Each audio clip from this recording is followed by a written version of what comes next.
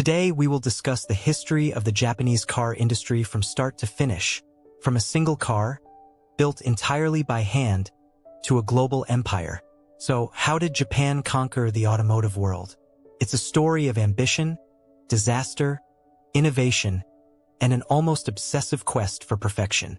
It's the story of how a nation with basically no car-making history rose from the literal ashes of war to build some of the most reliable, efficient, and downright legendary vehicles the world has ever seen. This isn't just about cars. This is about the birth of a titan, an industrial miracle that changed the way we drive, and the way we think about driving forever. Hook for so many of us. It started with the glow of a screen. The screech of tires in the Fast and the Furious, the pixel-perfect drift of a Nissan Skyline in Gran Turismo. We saw these machines, these Supras, RX-7s, and NSXs, and they just felt different. They were like mythical beasts from a faraway land, technological marvels that operated on a higher plane. They were JDM and they were incredible. But that golden age of performance, the era that created these legends, that wasn't the beginning of the story. In fact, it was the explosive climax of a century-long struggle.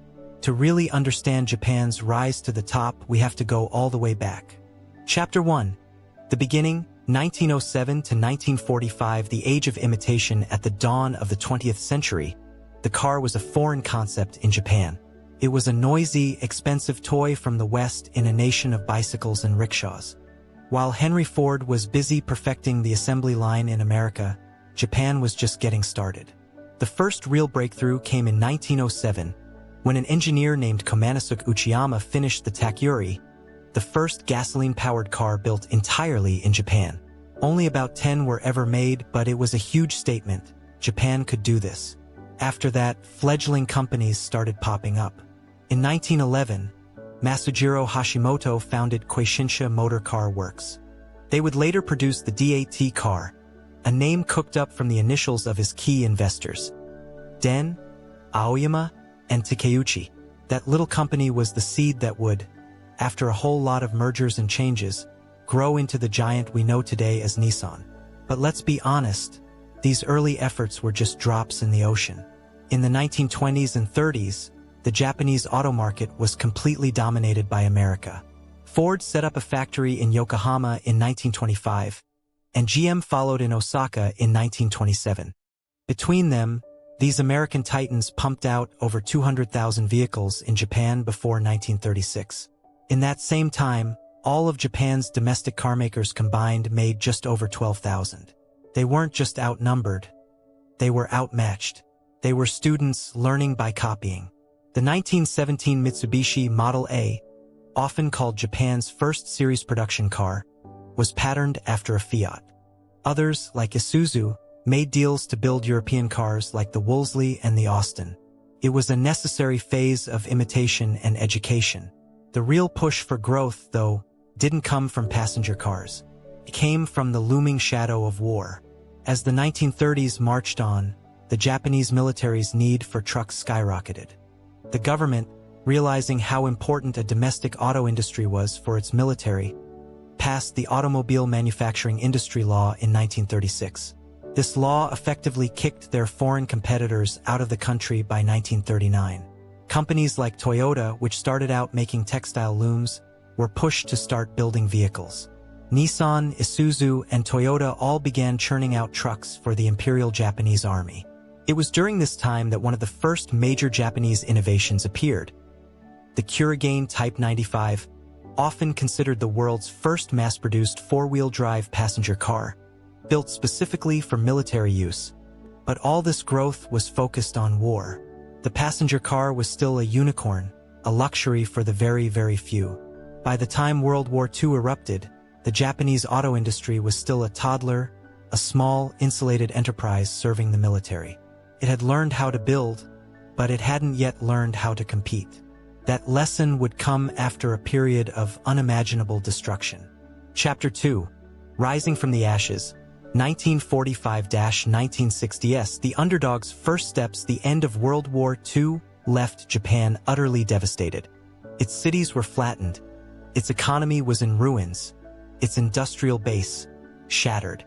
The auto industry was no exception. Production was severely restricted by the Allied occupation, limited almost exclusively to the trucks needed for reconstruction. Companies like Toyota were on the verge of collapse.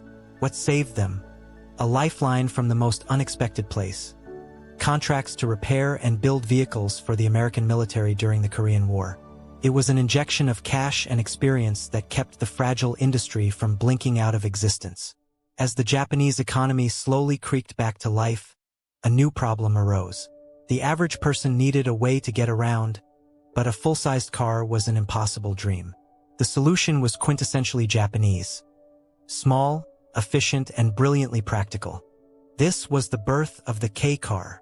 The government created a new vehicle class with strict limits on size and engine displacement, initially capped at a tiny 150 cubic centimeters for four-stroke engines, or 100 cubic centimeters for two-strokes. The rules would later change, but the philosophy was set.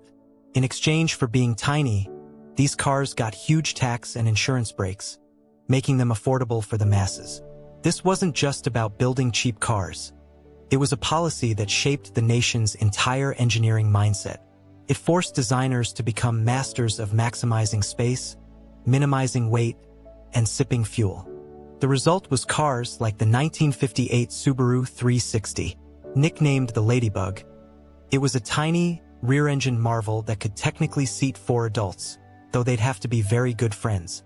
It was cheap to buy, cheap to run, and perfect for Japan's narrow streets.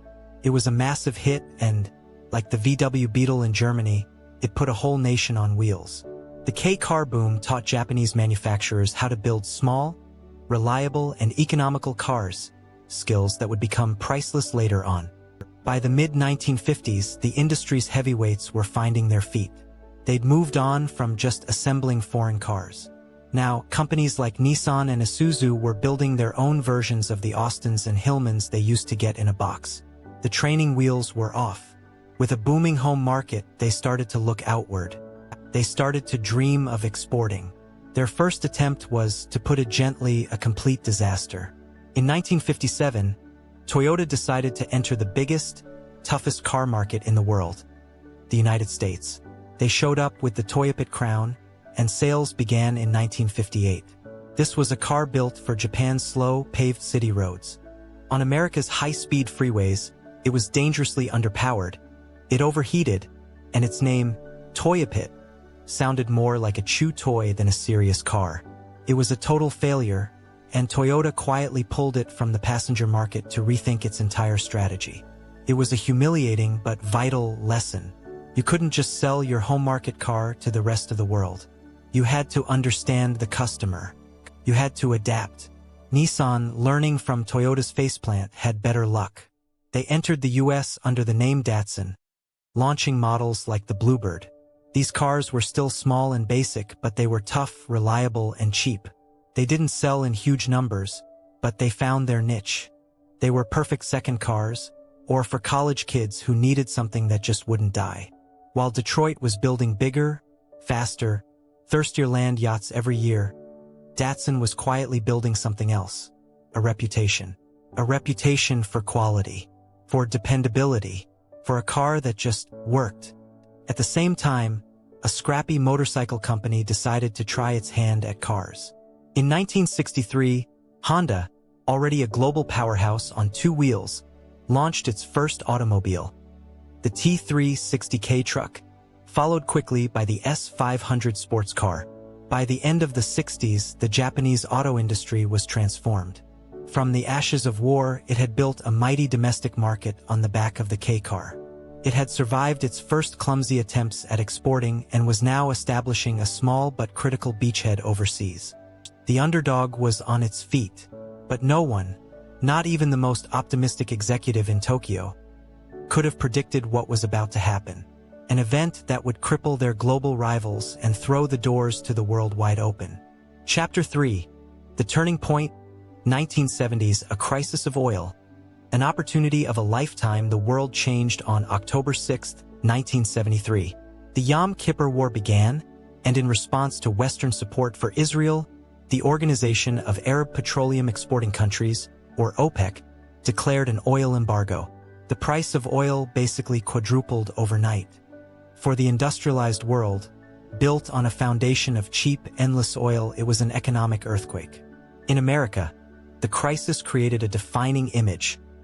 Endless, snaking lines at gas stations, skyrocketing prices, and the sudden, terrifying realization that the age of cheap gas was over. For the American auto industry, this was a complete nightmare. Detroit's motto for decades had been "Bigger is better." Their showrooms were full of massive sedans and muscle cars with thirsty V8 engines. These cars were American culture on wheels, symbols of power and freedom. And overnight, they became dinosaurs. Nobody cared about horsepower anymore. They cared about miles per gallon. As American drivers desperately searched for a solution, they started noticing the handful of small, weird-looking cars that had been trickling in from that faraway island. Cars made by Datsun, Toyota, and a newer player, Honda. This was the moment Japanese automakers had been unknowingly preparing for their entire existence. Their whole history, from the government-mandated K-cars to their focus on small, efficient engines, had perfectly positioned them for this exact crisis. They didn't need to scramble to design small cars. They were already the masters of it. The Honda Civic, first introduced in 1972, was the perfect car at the perfect time. It was small, it was cheap, it was shockingly fun to drive, and it was incredibly fuel efficient. While Americans were lucky to get 12 miles per gallon from their V8 behemoths, the little Civic was getting 40. It was a revelation. Sales went through the roof. Honda, once a relative unknown, was suddenly a major player. Toyota and Datsun Nissan cashed in too. Cars like the Toyota Corolla and the Datsun B210 became bestsellers practically overnight. They offered everything the American consumer was suddenly desperate for: reliability, affordability, and fantastic fuel economy. And it wasn't just that they were efficient. They were also incredibly well-made. While American cars of the 70s were becoming infamous for shoddy quality and constant breakdowns, these Japanese imports just kept on running. A whole generation of buyers, burned by their domestic cars, tried a Japanese brand out of necessity and became customers for life because of the quality. Detroit's response was slow and clumsy. They tried to downsize their cars, but the results were often disasters. Models like the Ford Pinto and Chevy Vega were plagued by quality problems and safety recalls, cementing the idea that American automakers had lost their way. They had gotten lazy, even arrogant. And the Japanese automakers, with their relentless focus on quality and efficiency, were there to capitalize on every single mistake. The 1973 oil crisis was the single most important event in the history of the Japanese auto industry. It was the moment that turned them from a niche player into a global force. It wasn't just about selling cars. It was about changing minds. Before 1973, Japanese cars were seen as cheap, quirky alternatives. After 1973, they were the smart choice. They had earned a reputation for being the most reliable, efficient, and sensible cars on the planet. By the end of the decade, the numbers were staggering. Japan's car production had soared, and their share of the American market had exploded. They weren't the underdog anymore. They were a threat. The giants of America and Europe had been caught completely flat-footed, and the stage was set for an all-out war for global automotive domination. But Japan wasn't just going to compete on economy anymore. Flush with cash and confidence, they were about to unleash a technological revolution that would create the legends we still worship today. The Golden Age was about to begin. Chapter 4, The Golden Age, 1980s to 1990s, the Empire of Icons. If the 70s were about getting a foot in the door, the 80s and 90s were about kicking it off its hinges. This was Japan's bubble economy, a period of insane economic growth where it felt like the money would never stop. For the nation's automakers, already riding high, the possibilities seemed endless. They poured their fortunes into R&D, not just to build better economy cars, but to challenge the world's best in every category, including the most sacred of all, the high-performance sports car. This is when the legends were born, the poster cars.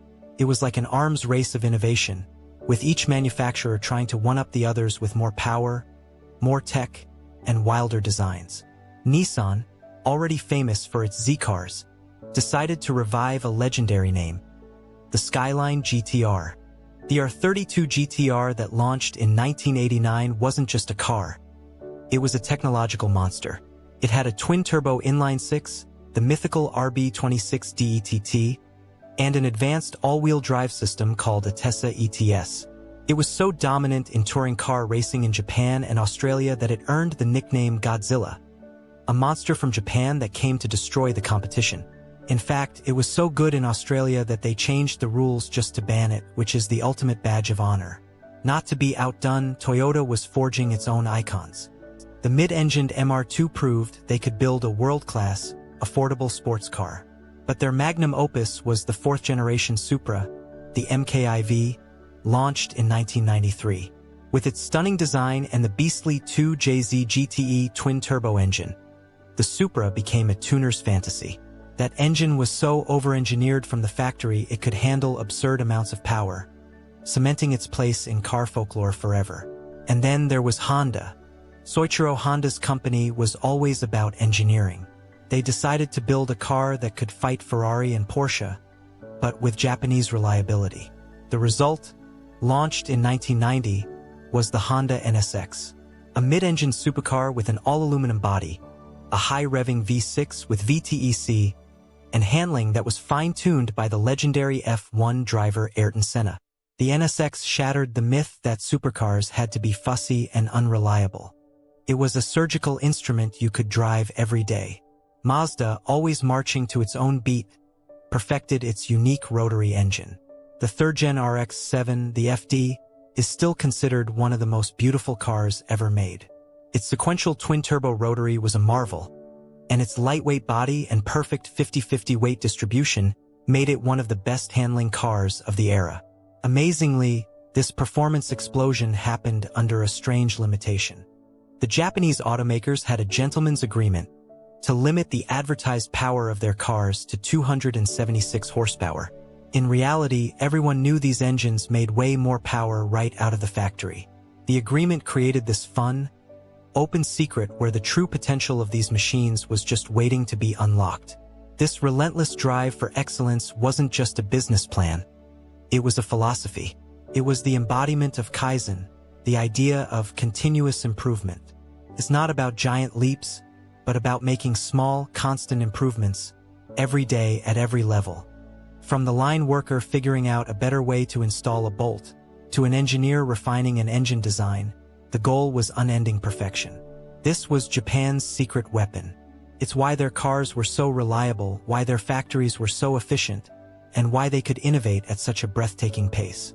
Having conquered the mainstream and performance worlds, there was only one frontier left: luxury.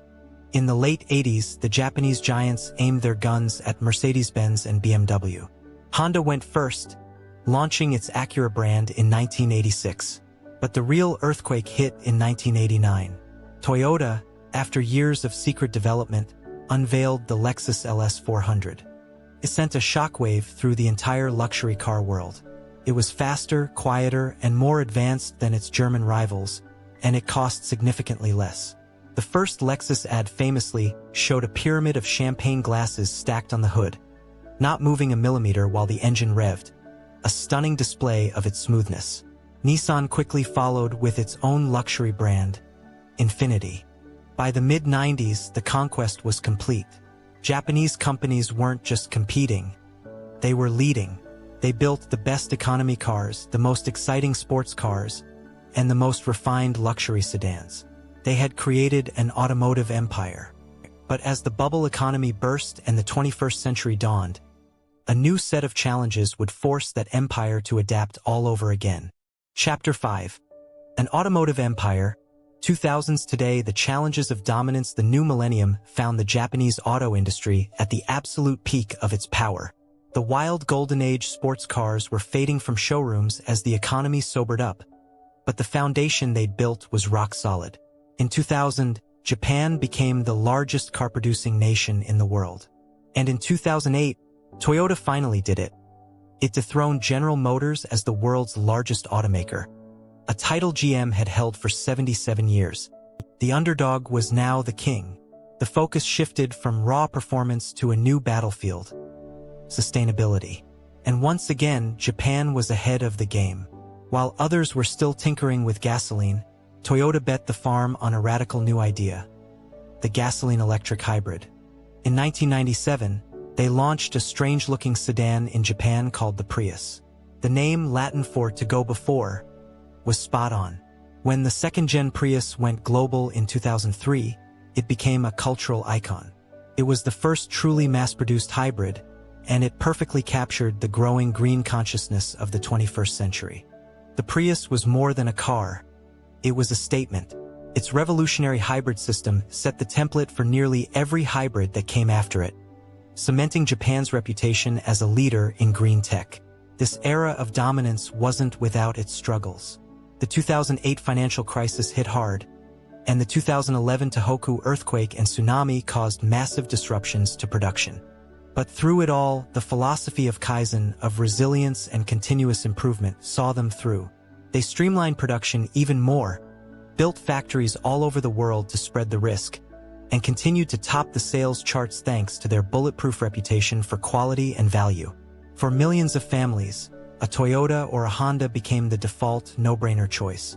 Today, however, the empire faces its biggest challenge yet.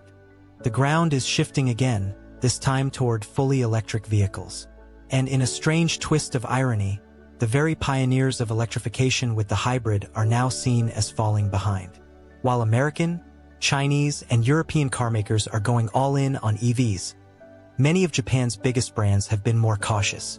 They've continued to pour money into hybrids while also exploring other paths, like hydrogen fuel cells. There are reasons for this hesitation.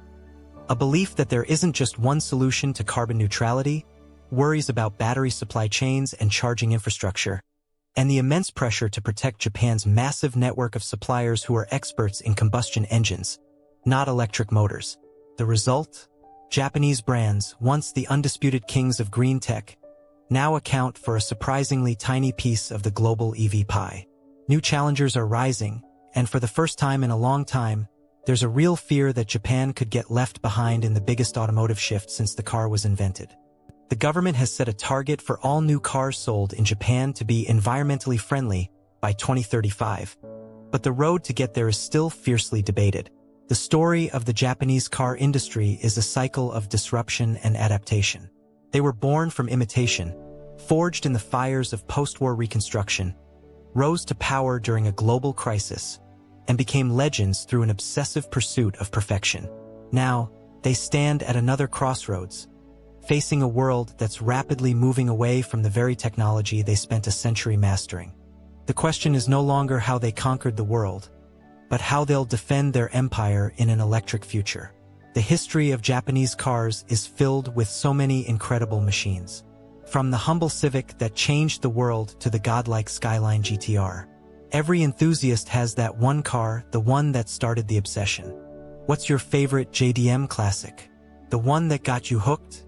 Let us know in the comments below.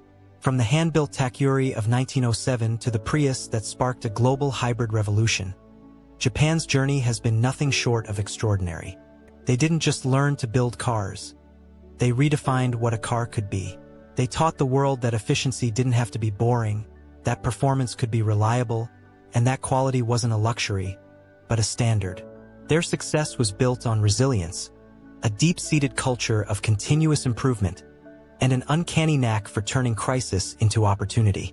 The road ahead is uncertain, but if the last 100 years have taught us anything, it's this: never, ever underestimate the ambition and ingenuity of the Japanese auto industry.